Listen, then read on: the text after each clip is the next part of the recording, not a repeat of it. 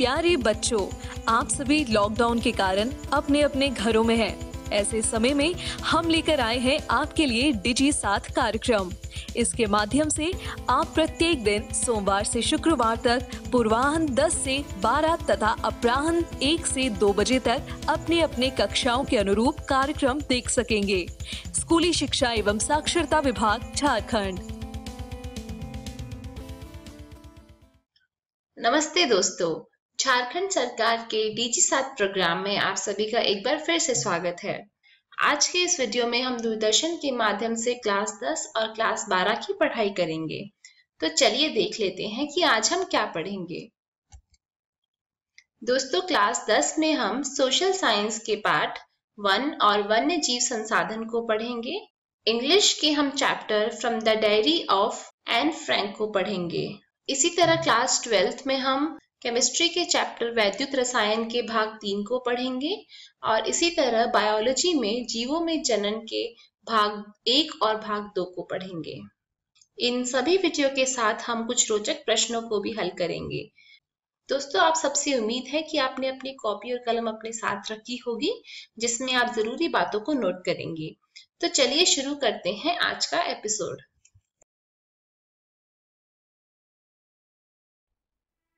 नमस्कार दोस्तों, आज हम एक और नया अध्याय पढ़ने वाले हैं।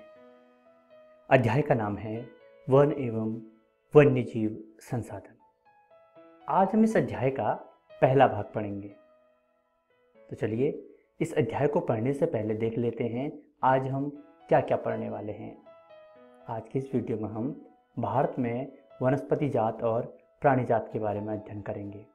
उसके बाद लुप्त होते वन, सामान्य जातियाँ, संकटग्रस्त जातियाँ और सुभेद जातियों के बारे में पढ़ते हुए दुर्लभ जातियाँ, स्थानिक जातियाँ और लुप्त जातियाँ भी पढ़ेंगे। तो चलिए शुरू करते हैं आज का अध्याय।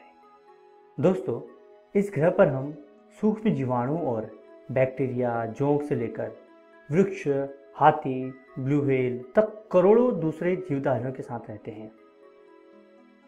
अत्यधिक जैव विविधताओं से भरा हुआ मानव और दूसरे जीवधारी एक जटिल पारिस्थितिकी का निर्माण करते हैं, जिसका हम मात्र एक हिस्सा हैं और अपने अस्तित्व के लिए इसके विभिन्न तत्वों पर निर्भर करते हैं।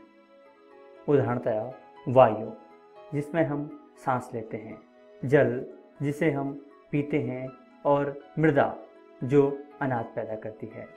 इन सबके बिना हम जीवित नहीं रह सकते। पौधे, पशु और सूक्ष्मजीवी इनका पुनः सृजन करते हैं। दोस्तों, यदि आप अपने आसपास नज़र दौड़ाते हैं तो आप पाएंगे कुछ ऐसे प्राणी और पौधे हैं जो आपके क्षेत्र में ही पाए जाते हैं। वास्तव में भारत जैव विविधता के संदर्भ में विश्व के सबसे समृद्ध देशों में से एक है। भारत में विश्व की सारी जैव उपजातियों की 8% संख्या पाई जाती है। यह लगभग 16 लाख है। यह अभी खोजे जाने वाली उपजातियों से 2 या 3 गुना है। आप पहले ही भारत में पाए जाने वाले वनों और वन्यजीव संसाधनों के क्षेत्रफल के किस्मों के बारे में पढ़ चुके हैं। आपने सोचा होगा कि इन संसाधनों का आपके दैनिक जीवन में क्या महत्व है।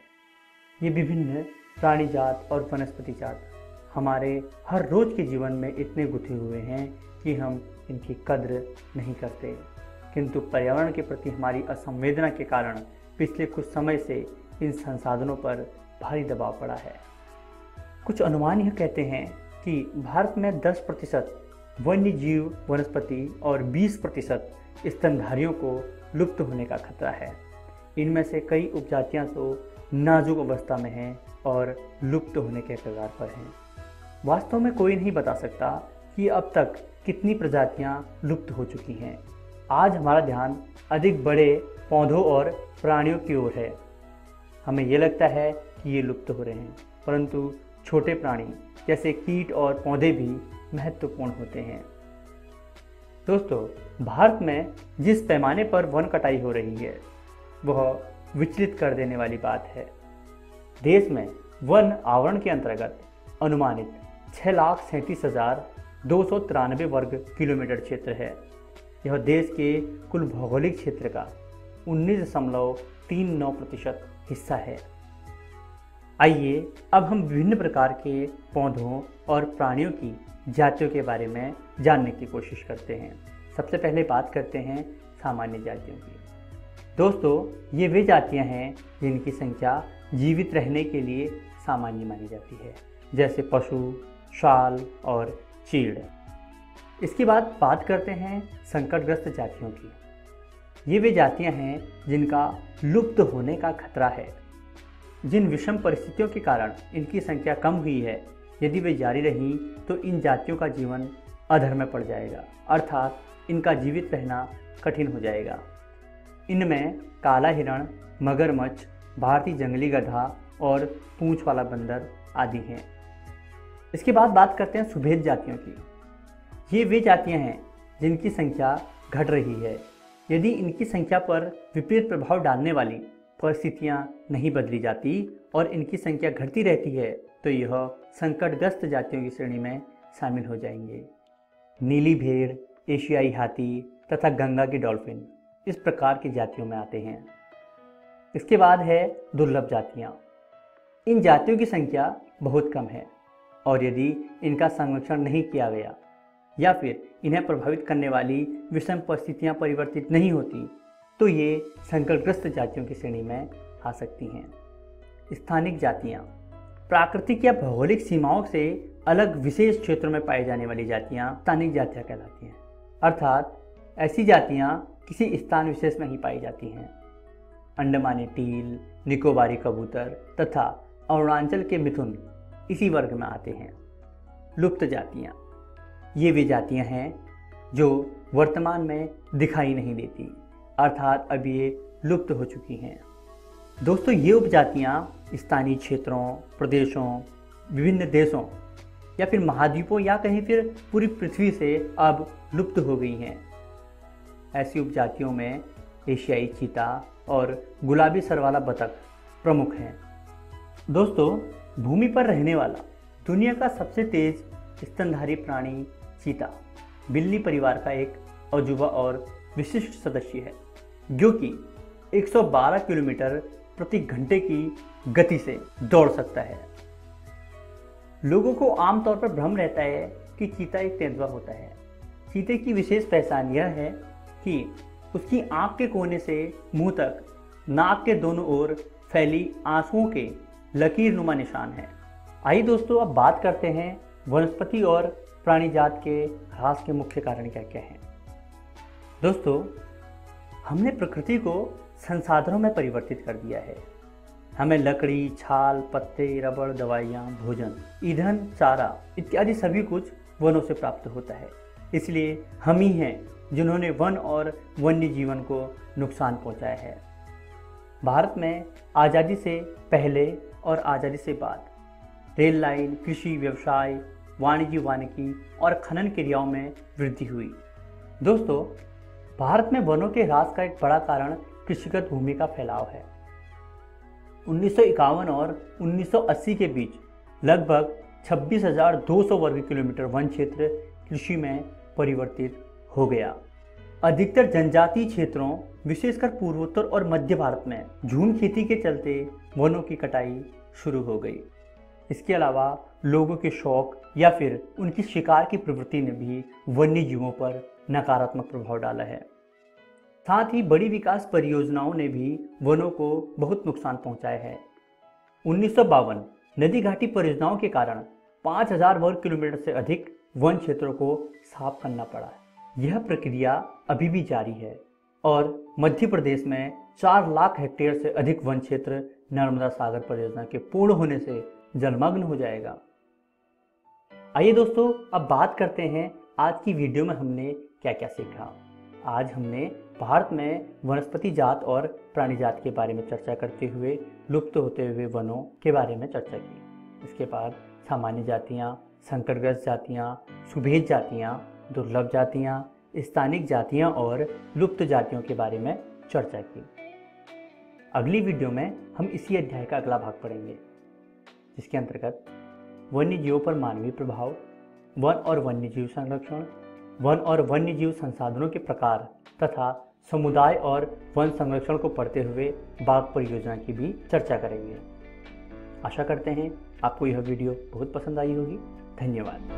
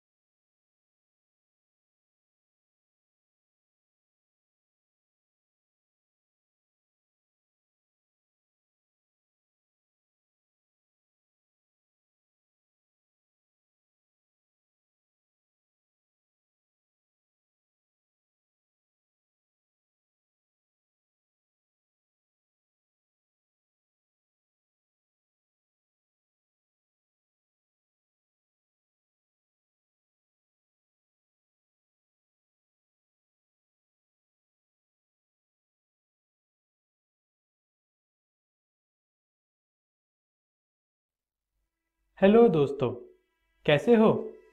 आज हम आपकी क्लास 10th का इंग्लिश का एक चैप्टर पढ़ने जा रहे हैं जिसका नाम है from diary of Anne Frank, जो आपकी इंग्लिश की ही बुक फर्स्ट फ्लाइट का है। देखिए दोस्तों, ये चैप्टर एक लड़की जिसका नाम एन फ्रैंक था उसकी डायरी एंट्री का एक हिस्सा है। इस डायरी एंट्री में उसने सेकेंड वर्ल्ड वॉर के दौरान जर्मनी में जूइश कम्युनिटी यानी जूइश समुदाय और उसके परिवार के ऊपर होने वाले अत्याचारों के बारे में बताया है। आइए दोस्तों, देखते हैं कि हम आज की इस वीडियो में क्या सीखेंगे और क्या पढ़ेंगे। अबाउट एन फ्रैंक, यानी हम एन फ्रैंक के बारे में कुछ बातें जानेंगे। डायरी ऑफ एन फ्रैंक, और हम एन फ्रैंक की डायरी की शुरुआत का कुछ हिस्सा पढ़ेंगे। तो आइए दोस्तों, हम एन फ्रैंक के बारे में कुछ बातें जान लेते हैं। एन फ्रैंक का पूरा नाम एनालिस मैरी फ्रैंक था। उसका जन्म 12 जून 1929 को हुआ था और डेथ 1945 के फेब या मार्च में से किसी एक में हुई थी। वो जर्मनी की जूइश कम्युनिटी की थी, मतलब जूइश समुदाय की एक लड़की थी।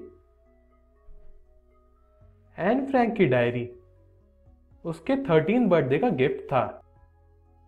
Moved to Amsterdam with family during world war second, वो अपने फैमिली यानी अपने परिवार के साथ दूसरी वर्ल्ड वॉर के दौरान एम्स्टरडैम शिफ्ट हो गई थी। Nazis gained power in Germany, मतलब नाजी कम्युनिटी के लोगों ने जर्मनी के ऊपर हुकूमत चलानी शुरू कर दी थी और उन्होंने जूइश कम्युनिटी के लोगों को दबाना शुरू कर दिया था। And died of typhus in Bergen Belsen within days of her sister Margaret Frank. Anne की डेथ उसकी बड़ी बहन मार्गरेट फ्रैंक की डेथ के कुछ दिनों बाद ही हो गई थी। उसकी डेथ का कारण टाइफस था। Auto Frank was the only survivor left who returned to Amsterdam after the war ended. Auto Frank यानी जो एन फ्रैंक के पिता थे, सिर्फ वो ही बचे थे वॉर यानी जंग के खत्म होने के बाद, जो एम्स्टर्डम लौटे थे। तो दोस्तों, एन फ्रैंक ने अपनी डायरी में कुछ इस तरह लिखा था, मेरे जैसे किसी इंसान के लिए डायरी लिखना बहुत ही स्ट्रेंज यानी अजीब एक्सपीरियंस है। इसलिए नहीं कि मैं पहली बार कर रही हूँ ये सब, बल्कि इसलिए कि कोई भी 13 साल की स्कूल जाती बच्ची की डायरी में इंटरेस्टेड नहीं होगा। लेकिन मुझे अपने अंदर की बहुत सारी बातें, बहुत सारी चीज़ें निकालनी है।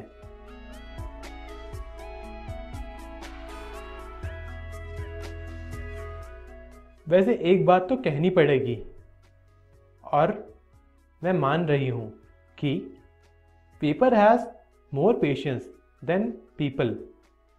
मतलब किसी कागज में किसी व्यक्ति से ज़्यादा पेशेंस यानी ज़्यादा सब्र होता है। मैं ये कहना चाहती थी जब मैं घर पर बैठे बैठे बोर हो रही थी और थोड़ी उदास भी थी, और मैं ये डायरी किसी को भी पढ़ाने का प्लान नहीं कर रही हूँ जब तक मेरे पास कोई ट्रू फ्रेंड यानी कोई सच्चा दोस्त नहीं है। क्योंकि एक पेपर, एक कागज का टुकड़ा किसी इंसान से ज़्यादा भरोसेमंद होता है। दोस्तों, मैं एक चीज़ क्लियर कर देती हूँ, अब ये तो कोई भरोसा करेगा ही नहीं कि एक 13 साल की लड़की पूरी दुनिया में अकेली है, और मैं हूँ भी नहीं। मेरे पास लविंग पेरेंट्स यानी बहुत प्यार करने वाले माता पिता हैं। एक 16 साल की बड़ी बहन है जिसका नाम मार्गरेट फ्रैंक है, और भी 30 लोग हैं जिन्हें मैं फ्रेंड्स बोलती हूँ यानी दोस्त मानती हूँ। भले ही ये लगता है कि मेरे पास सब कुछ है, मैं बहुत ही खुश हूँ, किसी चीज़ की कोई भी कमी नहीं है, लेकिन ऐसा नहीं है। मुझे अभी भी एक ट्रू फ्रेंड की तलाश है, मतलब एक सच्चे दोस्त की तलाश है। मेरे पास कोई भी दोस्त नहीं है जिससे मैं अच्छे से बातें कर सकूं, जो मेरे बहुत ज़्यादा क्लोज हो, उससे मैं अपने दिल की बात बता सकूं। इसलिए मैंने इस डायरी में लिखना शुरू कर दिया है। जब तक मुझे कोई अच्छा दोस्त नहीं मिल जाता, मैं बाकी लोगों की तरह इस डायरी में कोई भी फैक्ट्स या कोई इंपॉर्टेंट चीज़ें नहीं लिखने वाली हूँ।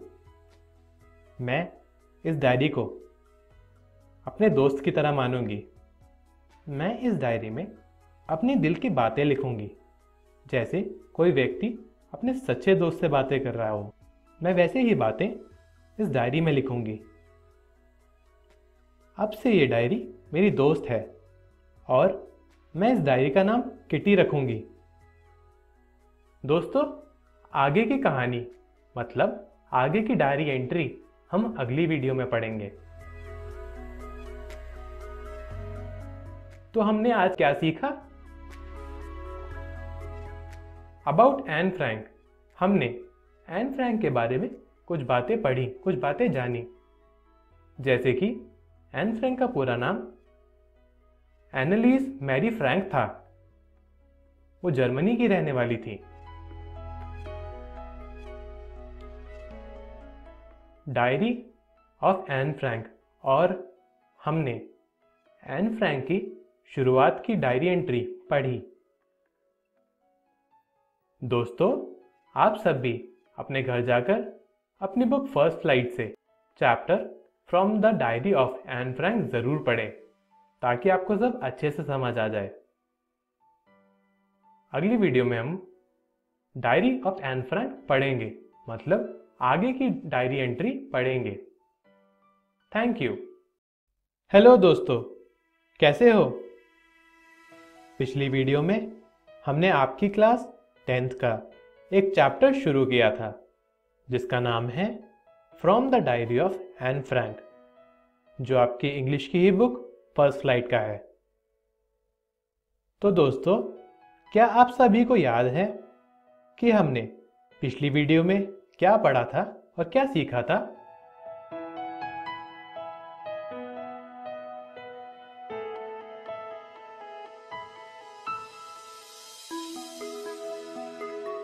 दोस्तों, हमने अबाउट एन फ्रैंक यानी एन फ्रैंक के बारे में कुछ बहुत ही इम्पोर्टेंट मतलब बहुत ही ज़रूरी बातें पढ़ी थी और जानी थी। जैसे कि एन फ्रैंक का पूरा नाम एनालिस मैरी फ्रैंक था। उसको वो डायरी अपने 13 बर्थडे पर गिफ्ट यानी तोहफे के रूप में मिली थी और उसने अपनी डायरी का नाम किटी रखा था। Beginning of diary entry by Anne Frank, और हमने एन फ्रैंक की डायरी एंट्री पढ़ी थी जिसमें उसने अपने बारे में कुछ बातें बताई थी, जैसे कि वो अपने परिवार के साथ रहती थी जिनसे वो बहुत ही प्यार करती थी।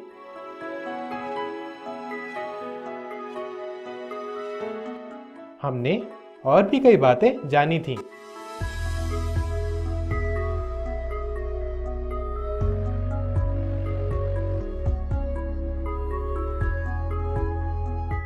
तो आइए दोस्तों, देखते हैं कि आज की इस वीडियो में हम क्या पढ़ेंगे और क्या सीखेंगे। डायरी ऑफ एन फ्रैंक मतलब हम एन फ्रैंक की आगे की डायरी एंट्री पढ़ेंगे।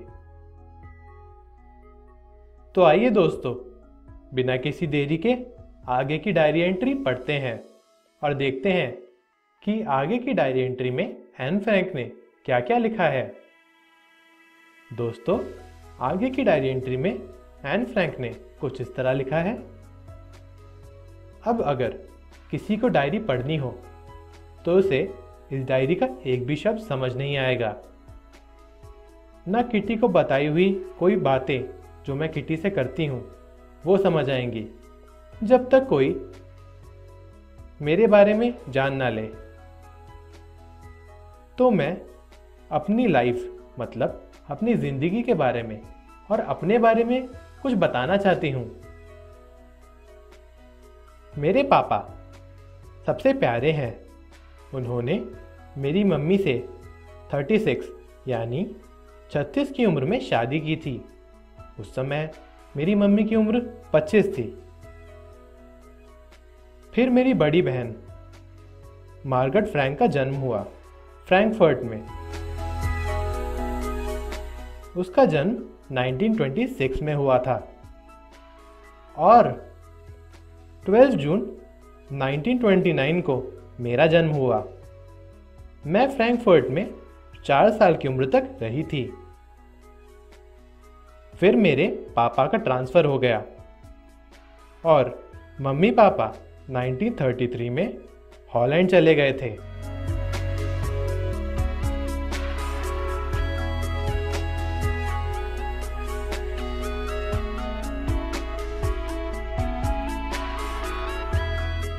मैं और मेरी बड़ी बहन मार्गरेट फ्रैंक आचेन चले गए थे मेरी दादी के पास।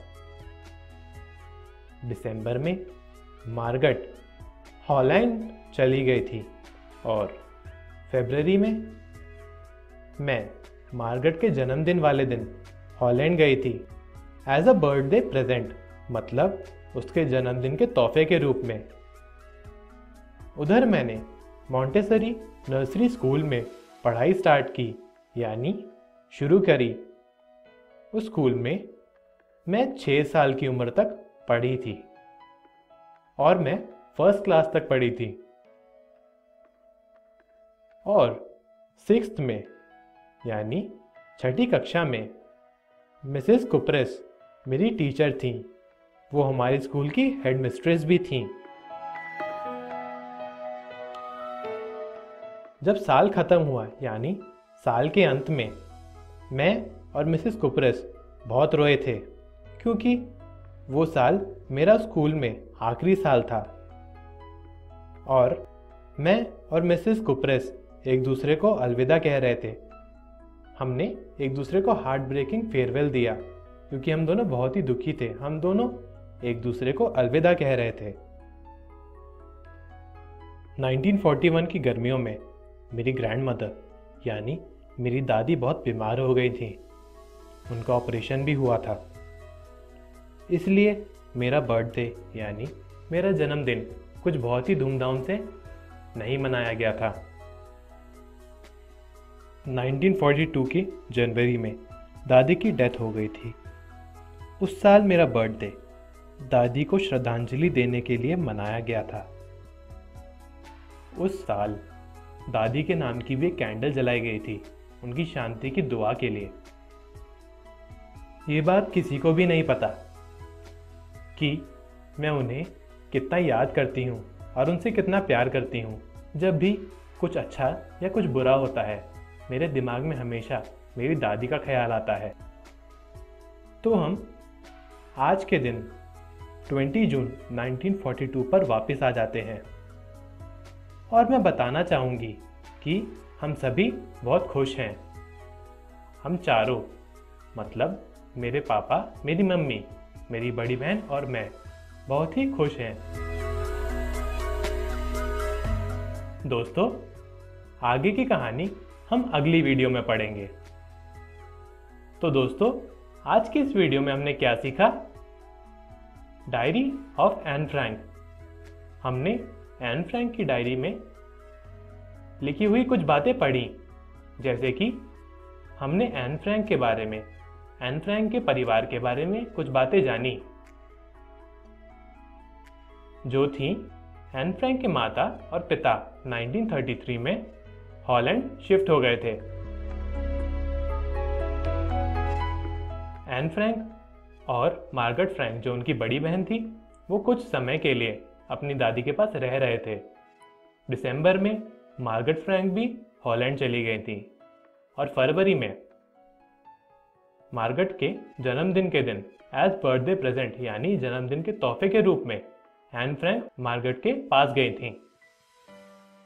1941 में गर्मियों में एन फ्रैंक की दादी की तबीयत बहुत खराब हो गई थी और 1942 के जनवरी में उनकी डेथ हो गई थी।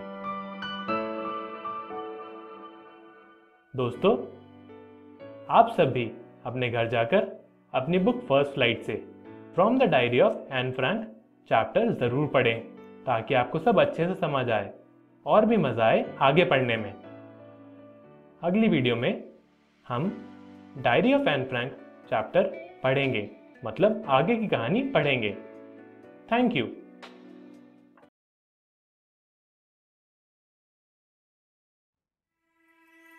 नमस्कार दोस्तों, आज हम वैद्युत रसायन का तीसरा भाग शुरू करने जा रहे हैं। वीडियो को शुरू करने से पहले आइए देख लेते हैं कि हम आज कौन कौन से चीजों के बारे में पढ़ने वाले हैं। सबसे पहले हम मोलर चालकता के बारे में पढ़ेंगे, उसके बाद हम प्रबल विद्युत अपघट्य के बारे में पढ़ेंगे और आखिरी में हम दुर्बल विद्युत अपघट्य के बारे में पढ़ेंगे। आइए शुरू करते हैं मोलर चालकता से। मोलर चालकता और चालकता के बीच निम्नलिखित संबंध है। AM लैम्डा m बराबर कप्पा अपॉन में C। ये चीज आप अपनी कॉपी में लिख लीजिए।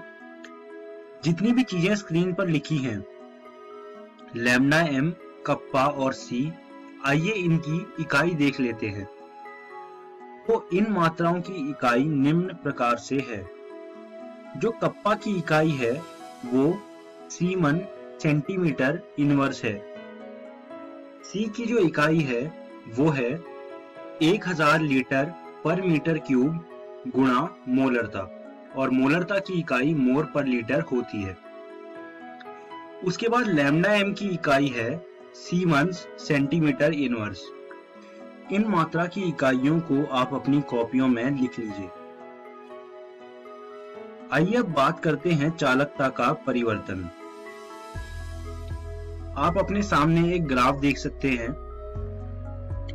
ग्राफ में चालकता और C के बीच में एक हमने ग्राफ बनाया है।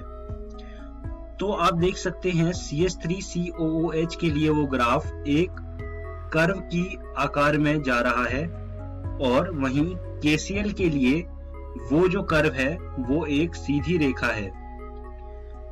होता क्या है, विद्युत अपघट्य की सांद्रता में वृद्धि के साथ मोलर चालकता कम हो जाती है, जैसा कि आप देख सकते हैं ग्राफ में। जैसे हम सांद्रता बढ़ा रहे हैं वैसे मोलर चालकता कम हो रही है। जब सांद्रता शून्य की ओर पहुंचने लगती है तो मोलर चालकता सीमांत मोलर चालकता कहलाती है। ये चीज आप नोट कर लीजिए, ये बहुत ही जरूरी चीज है। आगे बढ़ते हैं, बात करते हैं प्रबल विद्युत अपघट्य के बारे में। मोलर चालकता और सांद्रता के बीच निम्नलिखित संबंध है। लैम्डा m बराबर lambda naught m minus a c की पावर 1/2। आपने देखा था कि KCl के केस में जो ग्राफ बन रहा था वो एक सीधी रेखा बन रहा था। तो वो सीधी रेखा इसीलिए बन रहा था।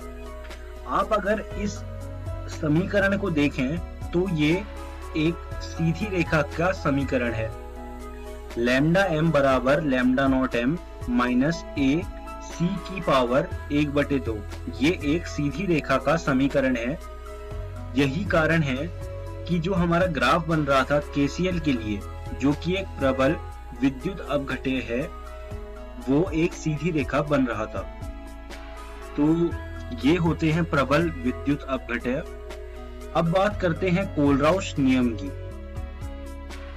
एक विद्युत अपघट्य की सीमांत मोलर चालकता को उसके धनायन एवं ऋणायन के अलग अलग योगदान के योग के बराबर निरूपित किया जा सकता है। इसे कोलराउश लॉ कहते हैं। जैसे हमने NaCl के लिए लिखा है, उसकी जो सीमांत मोलर चालकता है NaCl की, वो बराबर होगी Na+ की सीमांत मोलर चालकता प्लस Cl- की सीमांत मोलर चालकता। ये कोलराउश नियम होता है। ये बहुत ही ज्यादा जरूरी है। आप इसको अपनी कॉपियों में लिख लीजिए और इसके ऊपर कुछ प्रश्न भी हल कर लीजिएगा। आगे बढ़ते हैं, दुर्बल विद्युत अपघट्य। यह अल्प वियोजित होते हैं और इसमें जो अल्फा की वैल्यू आती है वो बराबर होती है lambda m upon lambda naught m। ये बहुत ही जरूरी चीज है, आप इसको अपनी कॉपियों में लिख लीजिए। यह होते हैं दुर्बल विद्युत अपघट्य। अब बात करते हैं Ka की समीकरण की। तो Ka का जो समीकरण होता है दुर्बल विद्युत अपघट्य का, वो आपके सामने है। आपने 11वीं कक्षा में एक 7वां अध्याय पढ़ा होगा। उस अध्याय में आपने Ka का जो समीकरण है वो लिखना सीखा होगा। अगर आपको याद नहीं तो आप घर जाकर एक बार कक्षा 11वीं की रसायन विज्ञान की किताब को खोलिए और उसमें जो 7वां अध्याय है उसे देखिए। उसमें आपको Ka का समीकरण मिलेगा, जो कि होता है C∝² अपॉन में 1 माइनस अल्फा। आपको मैंने अभी अल्फा की वैल्यू पीछे करवाई है, तो अल्फा की वैल्यू को आप यहाँ डाल दीजिए और इससे आपका जो आंसर आएगा वही एक समीकरण बन जाएगा। उस समीकरण का इस्तेमाल आपको अलग अलग प्रश्नों में करना होगा। तो ऐसे निकालते हैं हम Ka की वैल्यू। मैं आपको एक सुझाव दूंगा कि आप Ka की वैल्यू को निकालने के ऊपर अपनी NCERT रसायन विज्ञान भाग 1 से कुछ प्रश्नों को हल कर लीजिएगा। अब हम इस वीडियो के अंत में आ गए हैं और ये जानते हैं कि आज की इस वीडियो में हमने क्या क्या सीखा। आज की इस वीडियो में सबसे पहले हमने मोलर चालकता के बारे में पढ़ा। उसके बाद हमने प्रबल विद्युत अपघट्यों के बारे में पढ़ा और आखिरी में हमने दुर्बल विद्युत अपघट्यों के बारे में पढ़ा। इसके अलावा हमने मोलर चालकता और सांद्रता के बीच में ग्राफ देखा। हमने देखा कि प्रबल विद्युत अपघट्य का जो ग्राफ बनता है वो एक सीधी रेखा बनता है, वहीं दुर्बल विद्युत अपघट्य का जो ग्राफ बनता है वो एक कर्व बनता है, वो सीधी रेखा नहीं बनता। तो मैं उम्मीद करता हूं कि आपको मेरी पढ़ाई हुई चीजें समझ आई होंगी और आपको ये सुझाव दूंगा कि आप ये सारी चीजें रसायन विज्ञान की एनसीईआरटी भाग 1 से पढ़ लीजिएगा। अगली वीडियो में हम लोग शुरू करेंगे विद्युत अपघटनी सेल से, उसके बाद हम पढ़ेंगे फैराडे के नियम और आखिरी में हम लोग पढ़ेंगे वैद्युत अपघटन के उत्पाद। धन्यवाद दोस्तों।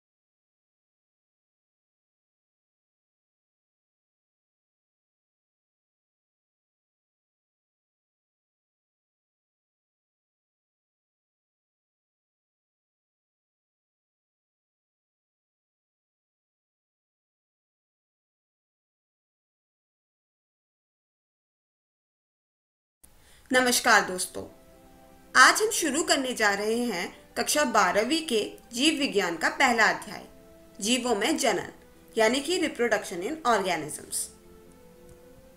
शुरू करने से पहले चलिए देखते हैं कि जीवों के जनन के इस वीडियो यानी कि भाग 1 में हम क्या पढ़ेंगे। यहाँ हम पढ़ेंगे जीवन अवधि, अलैंगिक जनन और लैंगिक जनन। तो चलिए शुरुआत करते हैं। जीव के जन्म से उसकी प्राकृतिक मृत्यु का यह काल उसकी जीवन अवधि कहलाता है। जीवन अवधि जिसे हम लाइफ स्पैन भी कहते हैं, इसकी 4 अवस्थाएं होती हैं। पहली अवस्था है किशोर अवस्था। सभी जीव अपने जीवन में वृद्धि की एक निश्चित अवस्था एवं परिपक्वता तक पहुंचते हैं। इसके पश्चात ही जनन कर सकते हैं। वृद्धि का यह काल किशोर अवस्था कहलाता है। किशोर अवस्था की समाप्ति ही जनन अवस्था का आरंभ होता है। प्रजनन आयु की समाप्ति को ही जीर्णता या फिर वृद्धावस्था माना जाता है। शरीर में जीवन की अवधि के अंतिम चरण में सहवर्ती परिवर्तन होने लगते हैं, जैसे कि उपापचयों का मंद होना। वृद्धावस्था अंततः मृत्यु तक ले जाती है। हमारी धरती में जीवों में बेहद विविधता पाई जाती है, तो अलग अलग जीवों की जीवन अवधि भी अलग अलग होती है। यह 1 दिन से लेकर 500 साल भी हो सकती है। उदाहरण के लिए मेफ्लाई, जिसकी जीवन अवधि 1 दिन यानी कि 24 घंटे होती है, और एक तितली की जीवन अवधि 1 से 2 सप्ताह तक होती है। कछुआ 100 से 150 वर्षों तक जी सकता है। वहीं एक बरगद का पेड़ 250 वर्षों तक भी जीवित रहता है। और तो और एक जैसे दिखने वाले 2 प्राणियों की जीवन अवधि कितनी भिन्न हो सकती है, इस बात का पता इस उदाहरण से चलता है। तोते और कौवों के आकार में कोई खास अंतर नहीं होता, फिर भी इनकी जीवन अवधि में बहुत अंतर होता है। तोता 140 वर्षों तक जी सकता है और कौवा सिर्फ 15 वर्षों तक ही जी सकता है। अब हम कुछ विभिन्न जीवों की जीवन अवधि जान लेते हैं। जैसे कि यह हाथी 60 सालों तक जी सकता है। वहीं मनुष्य की जीवन अवधि 80 साल हो सकती है और एक व्हेल 200 सालों तक जीवित रहती है और एक चूहा सिर्फ 2 सालों तक ही जीता है। अब आप ऑर्गन सिस्टम्स के बारे में तो जानते ही होंगे। सारे ऑर्गन सिस्टम्स जीवों को जीवित रखने में मदद करते हैं। जीव बढ़ते हैं, कुछ अवधि तक जीवित रहते हैं और फिर मृत्यु को प्राप्त हो जाते हैं। तो फिर सोचो, एक जीव कुछ लिमिटेड अवधि के लिए ही जीवित रहता है, तो वह क्या चीज है जो जीवों को लाखों सालों से इस धरती में बने रहने में मदद करती है? वह चीज है जनन, यानी कि रिप्रोडक्शन। सभी जीव मरने से पहले अपनी स्पीशीज को आगे कंटिन्यू रखना चाहते हैं। वह ऐसा रिप्रोडक्शन की प्रोसेस से करते हैं। सरल भाषा में एक जीवित प्राणी से दूसरे जीवित प्राणी का बनना। जनन प्रक्रिया दो प्रकार की होती है, अलैंगिक जनन और लैंगिक जनन। अलैंगिक जनन जब संतति की उत्पत्ति युग्मक निर्माण की उपस्थिति अथवा अनुपस्थिति में बिना निषेचन के होती है। आप अलैंगिक जनन की इस परिभाषा को अपनी कॉपियों में नोट कर लीजिए।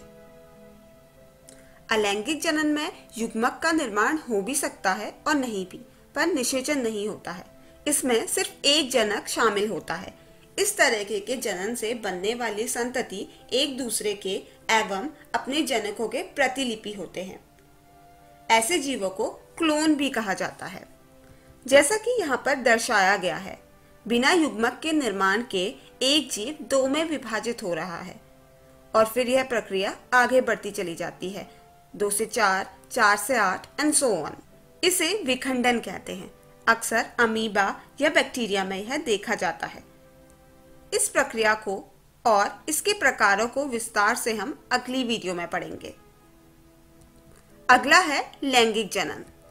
जब दो विपरीत लिंग वाले जनक जनन प्रक्रिया में भाग लेते हैं और जब नर और मादा युग्मकों में युग्मन होता है, उसे लैंगिक जनन कहते हैं। यह अधिकतर बहुकोशिकीय जीवों में पाया जाता है। उदाहरण के लिए पौधों में पराग नर पुष्प से मादा पुष्प तक कीटों की मदद से जाकर निषेचन की प्रक्रिया कर नया पौधा का निर्माण करता है। बाकी जीवों और मनुष्यों में भी विपरीत लिंगों वाले जनकों के युग्मकों के मिश्रण से लैंगिक जनन होता है, जिसमें ज़ाइगोट का निर्माण होता है। तो आज की वीडियो में हमने पढ़ा जीवन अवधि और जनन। अब आप घर जाकर अपनी जीव विज्ञान की पुस्तक से इन टॉपिक्स को फिर से जरूर पढ़ें। अगली वीडियो में हम पढ़ेंगे अलैंगिक जनन और उसके प्रकार। धन्यवाद।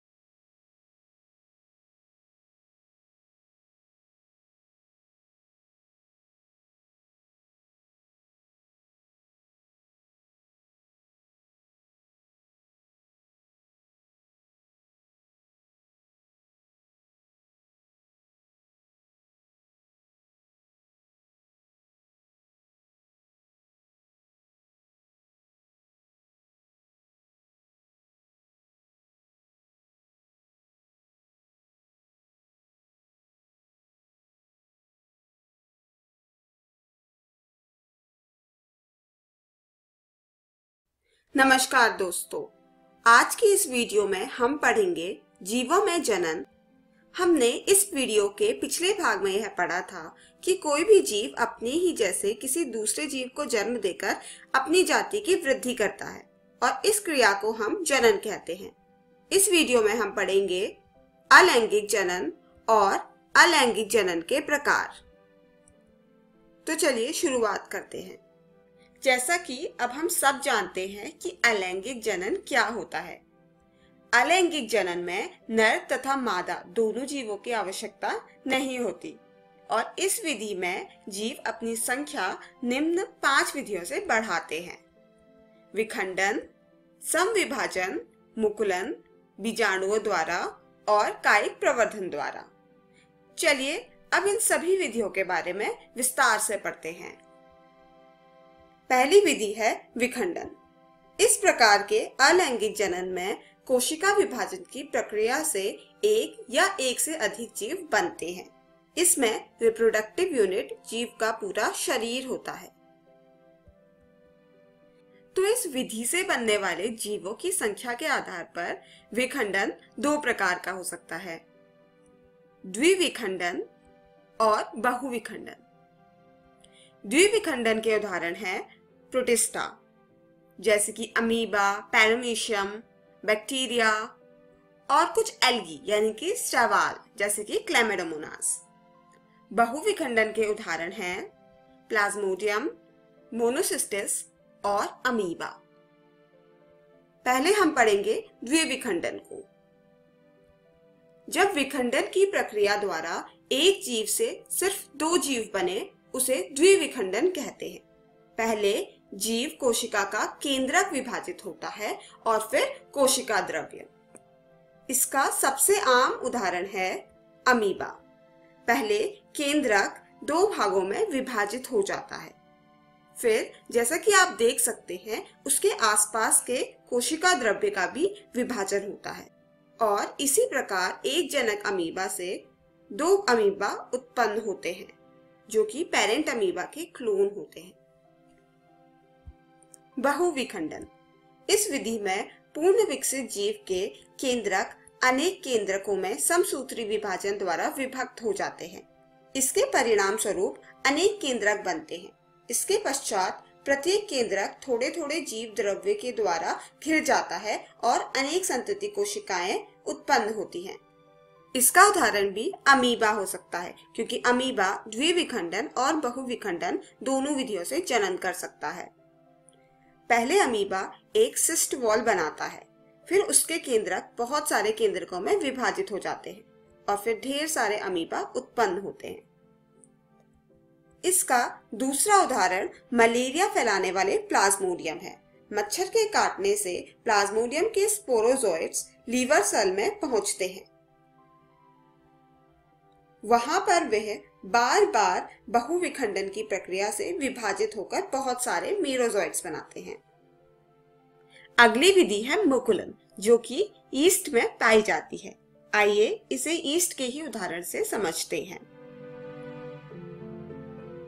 पूर्ण विकसित जंतु के शरीर में से एक उभार विकसित होने लगते हैं जिन्हें मुकुल यानी कि बड कहते हैं। फिर मुकुल यानी कि बड के पास वाली कोशिका का केंद्रक विभाजित होकर दो केंद्रक बनाता है जिसमें से एक मुकुल यानी कि बड में चला जाता है और फिर वह मुकुल ईस्ट या जनक जीव से अलग होकर एक नए जीव का निर्माण करता है। इसका अगला उदाहरण हाइड्रा है। हाइड्रा में भी एक बड का निर्माण होता है जो कि बाद में पेरेंट बॉडी से अलग होकर एक नया जीव उत्पन्न करता है। स्पॉन्ज जैसे कुछ जीवों में बडिंग एंडोजेनस यानी कि जनक के शरीर के अंदर होती है। इन मुकुलों को गैम्यूल्स कहते हैं।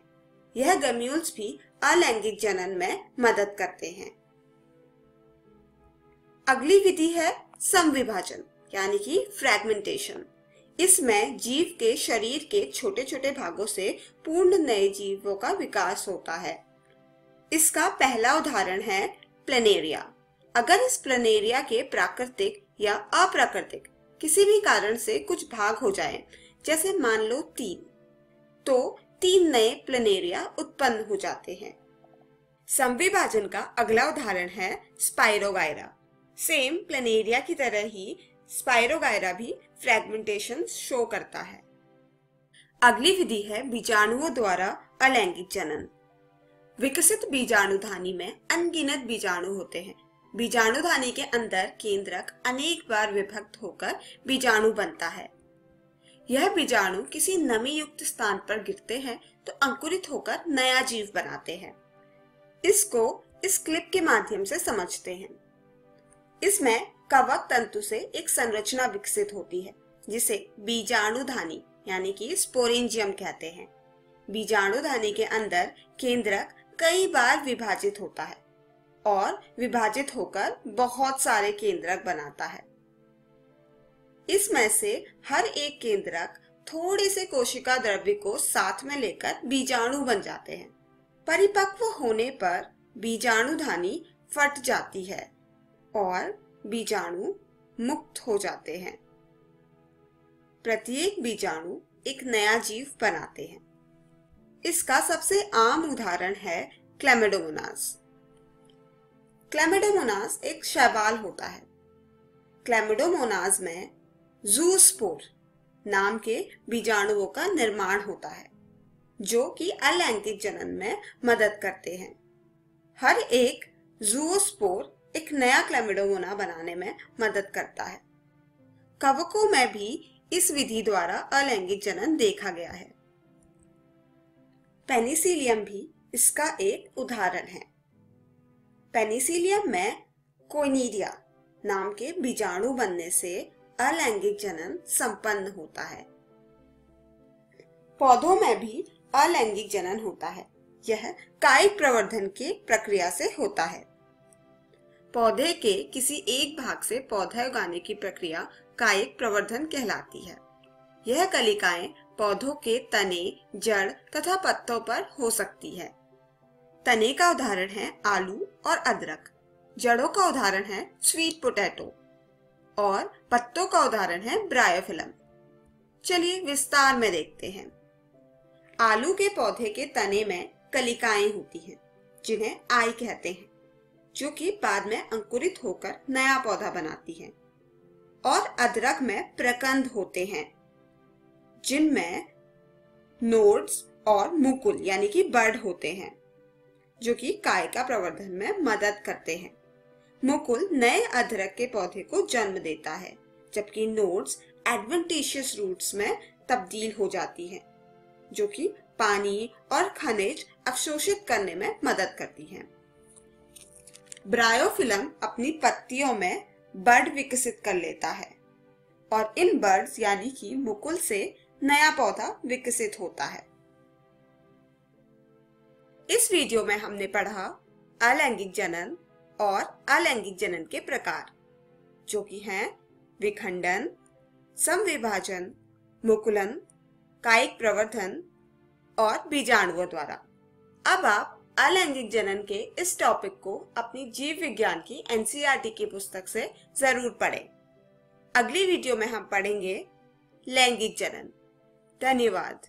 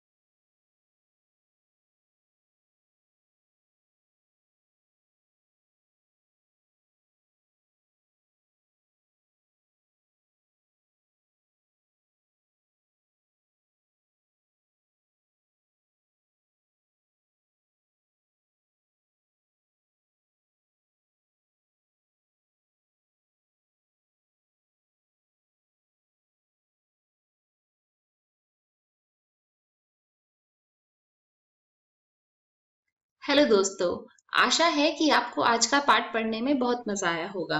तो चलिए देख लेते हैं कि आज हमने क्या पढ़ा। दोस्तों, क्लास 10 में हमने सोशल साइंस में वन और वन्य जीव संसाधन को पढ़ा और इंग्लिश में हमने from the diary of Anne Frank को पढ़ा। क्लास 12 में हमने केमिस्ट्री के वैद्युत रसायन पढ़ा और बायोलॉजी में हमने जीवों में जनन की पढ़ाई की। इन्हीं के साथ हमने इन वीडियो पर आधारित कुछ रोचक प्रश्नों को भी बनाया। अब देख लेते हैं दोस्तों कि हम कल क्या पढ़ेंगे। दोस्तों, क्लास 10 में हम मैथ्स में त्रिभुज को पढ़ेंगे और हिंदी में लखनवी अंदाज पाठ को पढ़ेंगे। क्लास 12 में हम मैथ्स में आव्यूह और फिजिक्स में स्थिर विद्युत विभव तथा धारिता को पढ़ेंगे। जरूरी सूचना, आज का प्रसारित एपिसोड का पुनः प्रसारण ठीक 3 बजे से इकोवेशन के YouTube चैनल पर होगा। YouTube पर आप DG7 इकोवेशन सर्च करके इस तक पहुंच सकते हैं। धन्यवाद।